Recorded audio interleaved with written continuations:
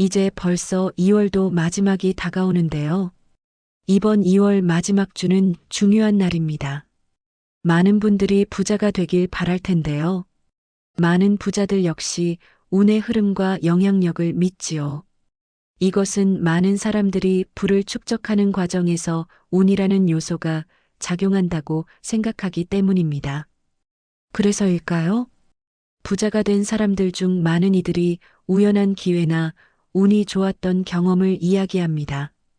물론 단순히 운에만 의존하는 것은 좋지 않겠지만 지켜야 할 행동, 하지 말아야 할 것들은 지키는 것이 좋지요. 오는 2월 마지막 주 한 주간은 영등달을 맞이하기 위해 이것들은 절대 하지 마시고 하셔야 할 것은 꼭 해보세요. 오늘 영상에서는 영등달을 앞두고 절대 하면 안 되는 행동들은 물론 재물운을 살아나게 만들어 크게 키울 수 있는 방법까지 모두 전해드리겠습니다. 끝까지 들으시고 유의하셔서 금전복이 가득한 한 해가 되길 바랍니다. 예로부터 영등달은 금전운에 큰 영향을 주었다고 전해져 내려오는데요. 이번 2월 마지막 주 한 주간은 영등달을 맞이하는 특별한 시점으로 곧 다가오는 3월을 준비하는 시기입니다. 이 시기에는 우리가 주의해야 할 여러 요소들이 있으며 특히 영등달은 금전운과 밀접한 관련이 있어 더욱 주목할 필요가 있지요. 전통적으로 영등달은 비바람과 강풍이 잦아지는 시기인데요. 이런 날씨에 영동 할머니가 내려온다고 하였지요. 바람이 세게 불고 비가 함께할 때 영동 할머니가 내려온다고 하시는데요. 이 시기에 오시는 영동 재석 할머니께서는 인간들에게 꼭 줄 무언가를 가지고 온다고 합니다. 그래서 이때 잘한 사람에게는 보상이, 잘못한 사람에게는 큰 처벌이 주어진다는 말이 있지요.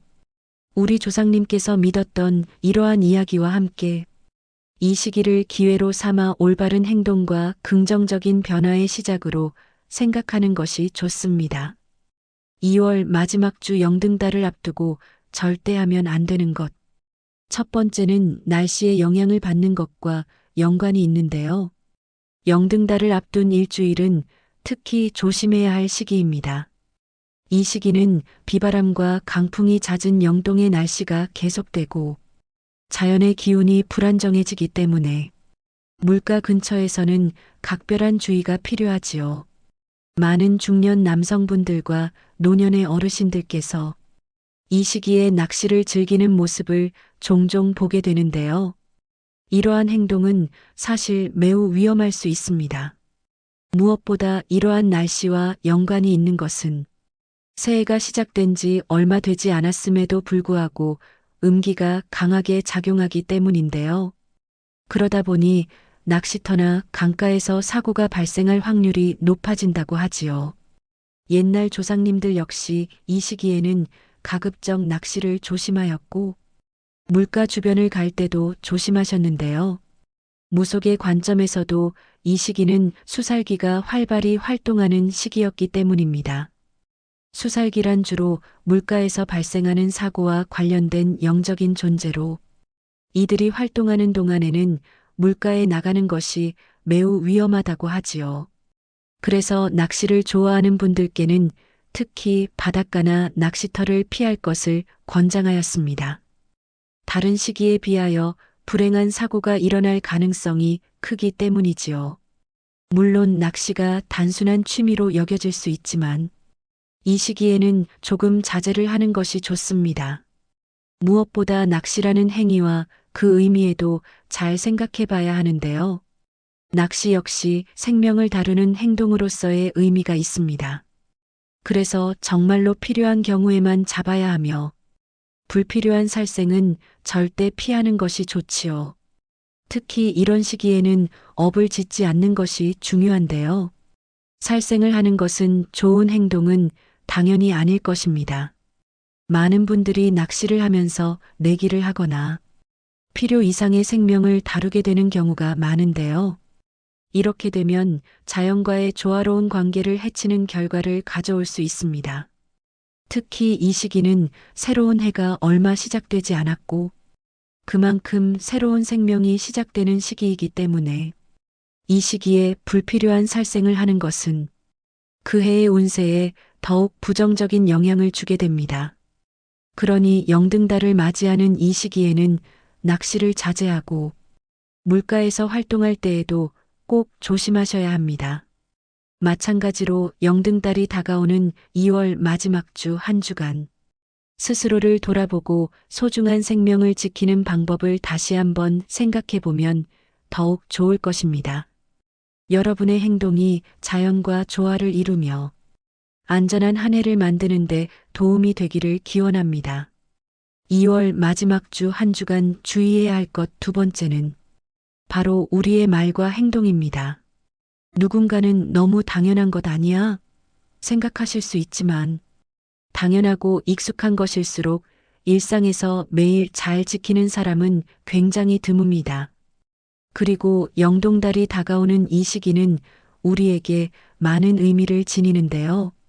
전통적으로 이 시기는 새로운 시작과 변화를 상징하며 조상님들의 가르침에 따라 우리의 행동과 말이 우리의 운명에도 직접적인 영향을 준다고 하였지요.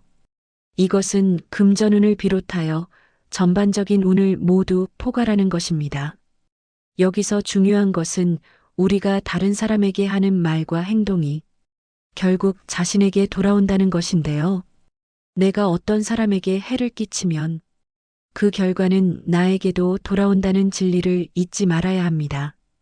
일상에서 우리가 기분이 나쁘거나 불쾌한 상황에 직면했을 때 그 감정을 즉각적으로 드러내기보다는 한 발 물러서서 상황을 바라보는 것이 필요한데요. 누군가에게 상처를 주는 말은 나에게도 부정적인 영향을 주게 됩니다. 옛말에 우리의 말에는 힘이 있다는 말이 있는데요. 그렇기에 긍정적인 언어를 사용하고 서로를 배려하는 태도를 가지는 것이 우리 삶에 큰 변화를 가져올 수 있었다는 것입니다. 무엇보다 관용의 미덕이 더욱 강조되는 시기인데요. 베풀고 이해하려는 마음가짐은 우리에게 더 큰 복을 가져다 줍니다. 특히 중요한 시기에 이러한 마음가짐을 유지한다면 우리는 더 큰 복을 받을 수 있는 그릇을 만들어내는 것과 같지요. 그러니 이 시기는 물론 올 한 해 동안 우리가 어떤 말을 하느냐에 따라 우리의 운은 크게 달라질 수 있습니다. 긍정적이고 희망적인 언어는 사람들의 마음을 열고 좋은 에너지를 전해주는 데에도 도움을 줍니다. 가끔 주변을 보면 이렇게 긍정적이고 활기찬 모습의 사람이 있지요. 그런 사람들을 통하여 긍정적인 영향을 받게 되는 경우가 많습니다. 반면 부정적인 언행은 우리의 삶을 어렵게 만들 뿐 아니라 주변 사람들과의 관계에도 해를 끼칠 수 있지요. 우리 역시 인생에 있어서 이런 사람들과 가까이 하고 싶지는 않을 것입니다. 그러니 이번 한 주간은 자신을 돌아보고 말을 할 때에도 조금 더 희망차고 예쁜 말을 하도록 노력하며 주변 사람들에게 어떤 영향을 미치고 있는지 고민해 보면 아주 좋습니다. 2월 마지막 주 영등달을 앞두고 절대 하면 안 되는 것. 세 번째는 장소와 연관이 있습니다. 무엇보다 이 시기에는 슬픈 것들을 피하는 것이 중요한데요. 슬픔이 함께하는 장소에는 가지 않는 것이 좋습니다. 만약 장례식장이나 병원 같은 곳을 방문한다면 조금 조심해 주는 것이 좋고 이번 달이 특히나 더욱 그런 시기입니다. 물론 과거와는 달리 현대 사회에서는 여러 사람과의 관계로 인해 불가피하게 가야 할 경우가 많습니다. 하지만 직계가족이 아닌 이상 특별한 조사에는 가급적 참여를 삼가는 것이 좋습니다. 예를 들어 가족의 일이라면 참석할 수밖에 없을 것입니다.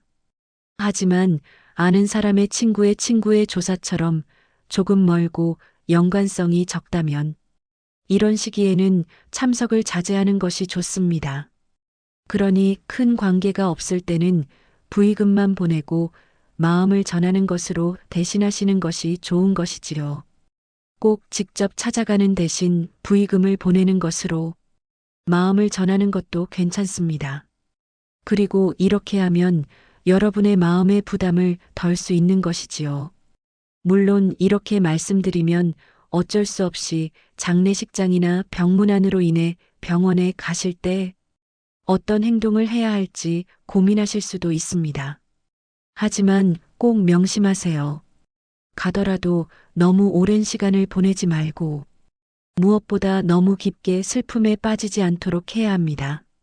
만약 상갓집에 가시더라도 잠시 머물고 병문안을 가실 때도 짧은 시간만 계시는 것이 좋다는 것이지요. 슬픈 자리에 오래 머물면 그 사람의 기운이 쉽게 소진되고 부정적인 감정이 더욱 깊어질 수 있는 법입니다. 사람들은 때때로 장례식장에 가면 무조건 슬퍼해야 한다고 생각하지만 오히려 슬픔에 깊이 젖어들기보다 조금은 조심스럽고 존중하는 태도로 잠시 머무는 것이 중요하지요. 이런 장소에서 보내는 시간은 짧고 애도하는 마음은 간직하되 기운이 소모되지 않도록 조절할 필요가 있습니다. 반면 경사의 경우는 어떨지 궁금하실 텐데요. 결혼식이나 환갑잔치, 돌잔치 같은 즐거운 자리는 참석하셔도 괜찮습니다. 무엇보다 이런 행복한 분위기는 여러분의 한 해를 더욱 긍정적으로 만들어줄 수 있지요. 2월 마지막 주 영등달을 앞두고 피하는 것이 좋은 것은 바로 장기 여행입니다. 영등달을 맞이하는 이 특별한 시기에 여러분이 여행 계획을 세우고 있다면 시기를 바꾸는 것도 고려하시는 것이 좋은데요. 이 시기에는 웬만하면 한국을 떠나는 해외여행이나 장거리 여행을 자제하는 것이 좋습니다. 특히 영등달이 다가오면 강한 비바람과 거센 바람의 날씨가 예상되는 경우가 많습니다. 이는 재석 할머니가 내려오셔서 인생의 삶과 죽음을 관장하는 시점과도 연결되기 때문인데요. 이러한 상황에서 누군가에게는 불운이 닥칠 수 있으며 이 불운이 어떻게 올지는 모르기 때문에 장기 여행을 계획하고 계신다면 조금 미루는 것도 나쁘지 않은 선택입니다. 하지만 만약 이미 여행 예약을 마치고 떠날 준비를 하고 계신다면 어떻게 하는 것이 좋을까요? 이럴 때는 더욱 조심스럽게 접근해야 합니다. 요즘 같은 시기에는 눈이나 비가 내릴 가능성이 높기 때문에 날씨 변화에 유의하며 준비하는 것이 필요하지요. 특히 야외 활동을 계획하고 있다면 예상치 못한 기상 악화에 대비해 대체 계획을 세워두는 것이 좋습니다. 위험한 날씨 속에서 애써 외출하며 여행을 강행하는 것은 반드시 피하셔야 하며 실내에서 편안하게 시간을 보내는 것이 좋습니다. 꼭 야외가 아니더라도 실내에서도 즐길 수 있는 다양한 활동을 통해 여행의 즐거움을 느낄 수 있는 방법은 많습니다. 친구들과 함께 영화 감상을 하거나 보드게임을 즐기는 것 또는 가족과 함께 요리를 하며 소중한 추억을 만드는 것도 생각할 수 있겠지요. 특별한 날을 맞이하기 위해서는 이렇게 작은 주의가 필요하다는 점을 꼭 기억해 주세요. 조심스러운 마음가짐이 여러분의 소중한 일상을 더욱 안전하고 의미 있게 만들어줄 것입니다. 2월 마지막 주 영등달을 앞두고 절대 하면 안 되는 것. 5번째는 바로 식복과도 연관이 깊습니다. 영동달을 맞이하는 이 시점에서 금전운을 높이기 위해 반드시 기억해야 할 중요한 지혜가 있는데요. 밥은 남기지 말고 함부로 버리지 않아야 합니다. 우리 조상님들은 옛날부터 밥을 남기고 버리게 되면 가난이 남는다고 말씀하셨지요. 이러한 말은 단순한 식습관의 문제가 아니라 식복과 연관이 있었고 이것은 재물운과도 연결되는 것인데요. 옛날에는 쌀이 무척 귀했고 쌀밥을 남기고 그것을 버린다는 것은 재물을 버리는 것과 마찬가지로 여겨졌습니다. 일반적으로 돈은 현대 사회에서 우리 삶의 질을 결정짓는 중요한 요소인데요.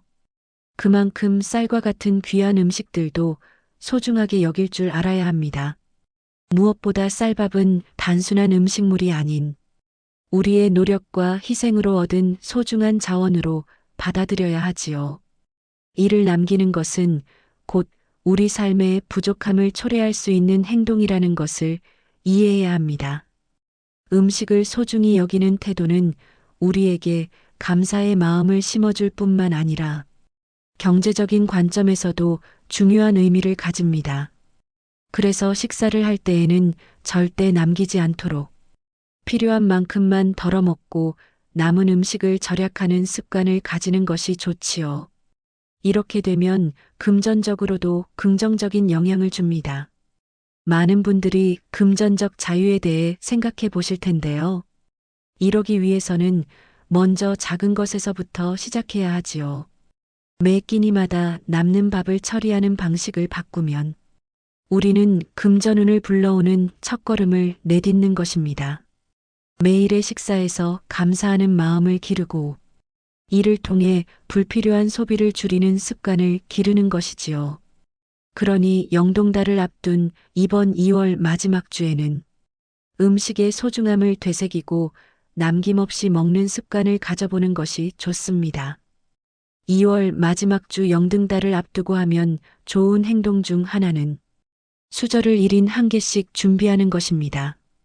옛날 우리나라 지방에서는 금전운을 향상시키고 싶다면 각자가 자신의 수저를 1개씩 준비하고 그것을 사용하는 것이 중요하다고 전해졌지요. 이는 단순한 관습이 아니라 우리의 재정적 운을 높이는데 필수적인 요소가 될 수 있습니다. 특히 올해는 인간관계에서 불운이 많아질 수 있는 시기인데요. 조상님들의 지혜에 따르면 이 시기에 타인의 수저로 음식을 먹는 행위는 불화와 갈등을 초래할 수 있다고 하셨지요. 사실 수저는 단순한 식사 도구가 아닙니다. 우리 삶의 여러 중요한 의미를 담고 있지요. 각자의 수저를 사용함으로써 우리는 자신의 경계를 세우고 동시에 다른 사람과의 관계를 보다 건강하게 유지할 수 있게 됩니다. 금전운을 높이기 위해서는 단순히 물질적인 것에 국한되지 않습니다. 우리의 행동, 생각, 그리고 사람들과의 관계가 서로 연결되어 있음을 인식하고 올바른 선택을 할 필요가 있는 것이지요.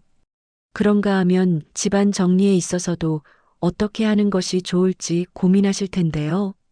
가장 먼저 부뚜막 위에 칼을 두는 것은 매우 불길한 징조로 여겨졌기에 절대 그냥 칼을 두는 것은 좋지 않습니다. 칼은 안전하게 칼집에 보관하고 주방에서도 눈에 띄지 않도록 잘 숨겨두는 것이 좋습니다. 이것은 가정의 안정과 평화를 지키기 위한 전통적인 지혜로 여겨졌습니다. 또한 영등달을 앞둔 이 시기에는 집에 못을 박는 것을 반드시 피해야 하는데요. 물론 새해가 바뀐 지 얼마 되지 않은 만큼 인테리어를 새로 하려고 하는 분들도 많으실 것입니다. 가정의 분위기를 변화시키고 긍정적인 에너지를 불어넣는 것이 좋지만 이 중에서도 큰 못은 피하는 것이 좋은데요. 이렇게 큰 못을 받게 되면 집의 기운을 방해하고 부정적인 영향을 미칠 수 있기 때문입니다. 인테리어 소품들을 활용하여 작은 변화를 주는 것은 좋지만 큰 못을 박는 것은 집의 생기를 저하시킬 수 있지요. 이와 관련해 부자들을 비롯한 많은 사람들은 집안의 에너지를 소중히 여기며 이를 잘 관리하기 위해 노력하고 있습니다. 예를 들어 집안의 공간을 정리하고 필요 없는 물건을 처분하는 것만으로도 기운이 흐르는 길을 열 수 있습니다. 물건의 정리가 이루어지면 긍정적인 에너지가 유입되고 이는 곧 금전 흐름에도 좋은 영향을 주게 됩니다. 작은 변화가 큰 결과를 가져오는 만큼 이 시기를 통해 주의 깊게 행동하고 긍정적인 에너지를 만들어 나간다면 인생의 풍요를 이룰 수 있을 것입니다. 항상 여러분에게 돈복과 번영이 함께하길 바랍니다. 오늘 영상이 도움이 되셨다면 주변 분들에게도 공유해 주세요. 또 댓글로 여러분의 실제 경험들을 남겨주시면 다른 분들께 더욱 도움이 될 것입니다. 지금까지 인생길잡이였습니다. 구독과 좋아요, 알림 설정은 항상 큰 힘이 됩니다. 감사합니다. 행복하세요.